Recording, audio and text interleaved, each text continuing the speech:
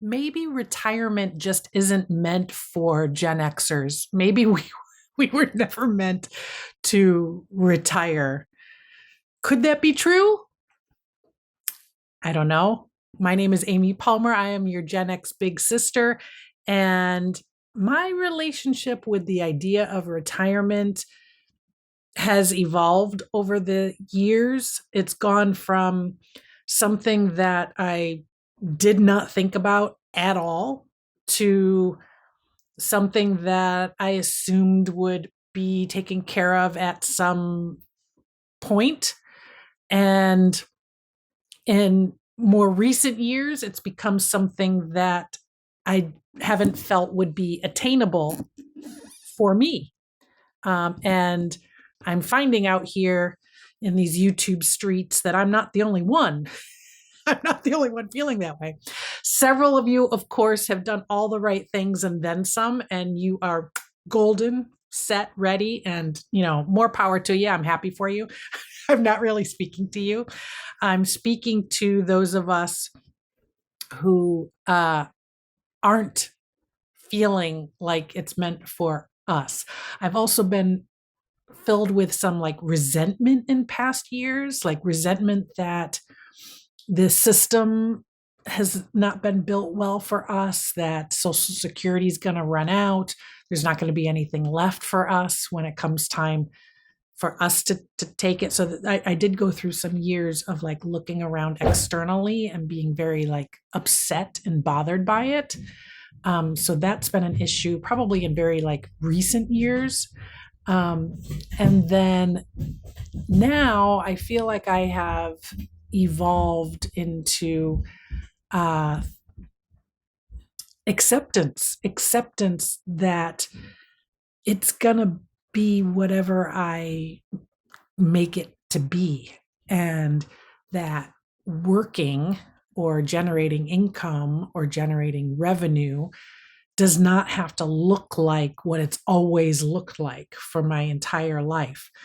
So maybe it's a little bit of growing up in terms of not blaming an external force about not being set up well for me, that I don't have company pensions to rely on, that most of my 401k building has been dependent completely on me. And then just the thought that, oh my God, we're going to have to work until we keel over and die. All of those things play into my thoughts and current feelings on my relationship with the idea of retirement, which is why I have been talking about the pre-retirement, like the decade and a half or so prior to stopping. And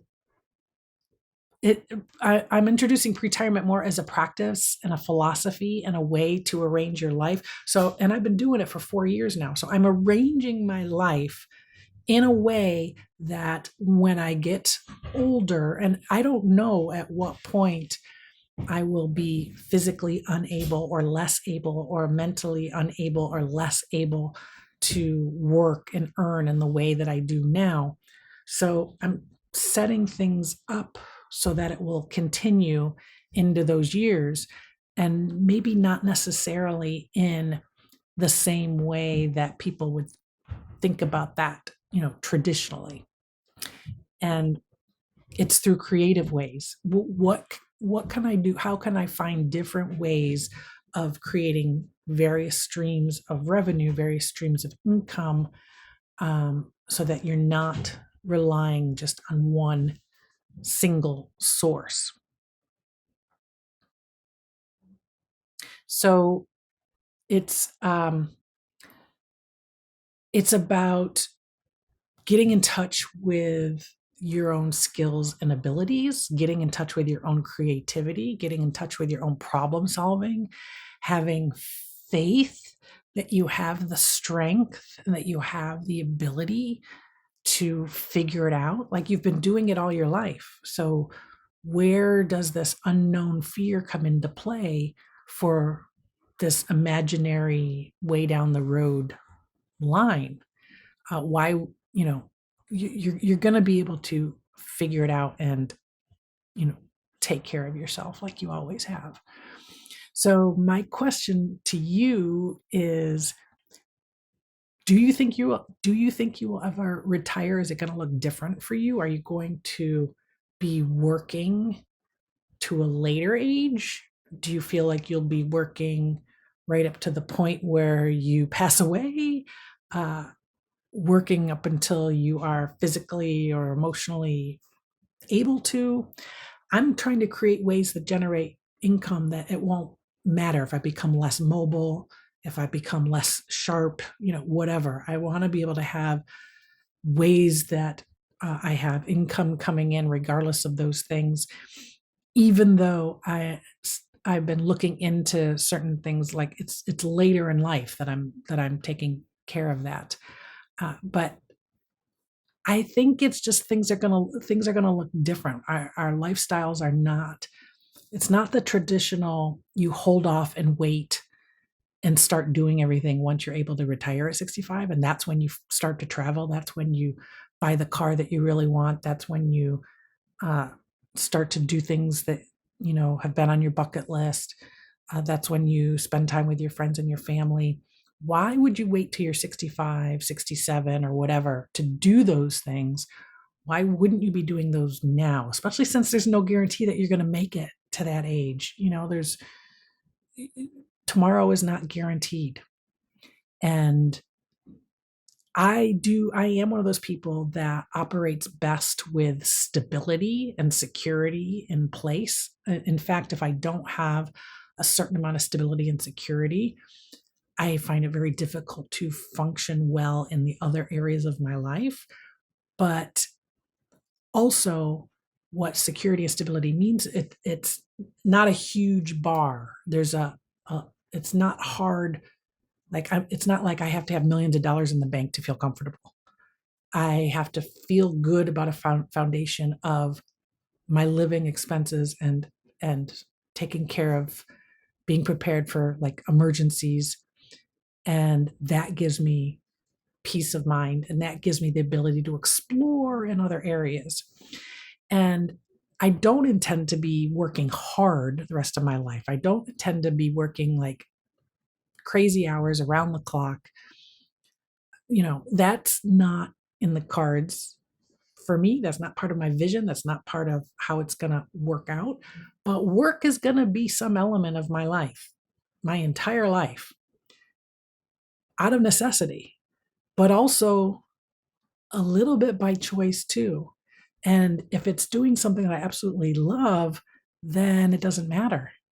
It's funny, like several weeks ago, uh, I got together with a friend of mine. It was on a Saturday, and she asked. It was a Saturday night, and she asked, "So what did you do today?" And I said, "Well, I I hadn't planned it, but I worked all day." And she was like, "Oh, I'm sorry." And I was like, "No, no, no, no. I'm not. I loved everything that I was doing. I chose to work all day. I was working on projects and things that were related to my business that I loved doing. And could I foresee that being the case forever? I absolutely can." So, Gen Xers, the traditional view of what retirement has been for the previous generation or two may not apply for many of us. It will for some of us, but not for many of us. Let's brainstorm together. What are our options? What else can it look like? How do we get our expenses down? I've heard a lot of talk about forming community and little compounds and little groups of small houses. And I would love to be able to do something like that. I just don't know the logistics of it, but I'd love to hear your ideas. How do we come together and rethink and reimagine what retirement will look like later? And then we're kind of getting it into place now with our pre-retirement. We're kind of setting down the foundation. So my name is Amy Palmer. Please remember to like and subscribe to this channel. I am your Gen X Big Sister, signing out.